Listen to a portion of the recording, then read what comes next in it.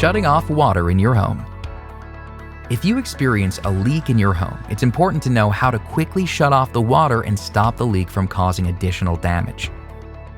Leaks most commonly happen near faucets, toilets, and appliances, which is why there are emergency shutoff valves near each of those areas. For toilets, the emergency shutoff is usually on the wall behind the toilet. Simply rotate the valve clockwise or to the right to shut off the water. For sinks, look for a similar valve under the sink, likely in the cabinet. For washers, the water shutoff valves are usually behind the unit, and you should be able to access it without moving the appliance. For refrigerators, you probably have to move the fridge away from the wall to reach the water shutoff valve. For water heaters, the shutoff valve is usually above the heater.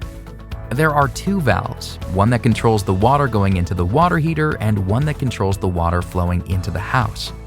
Turn the valve that controls water going into the tank. If the water leak is away from any of these places, you may need to shut off water for the entire house. Look for a shutoff valve located somewhere at the front of the house, usually near an outdoor faucet. Turn the handle so that it's at a 90-degree angle to the pipe. Once you've stopped the water from flowing, contact a professional or place a maintenance request with us to have the issue fixed as quickly as possible. For more helpful tips about home maintenance, follow us on YouTube, Facebook, and Instagram.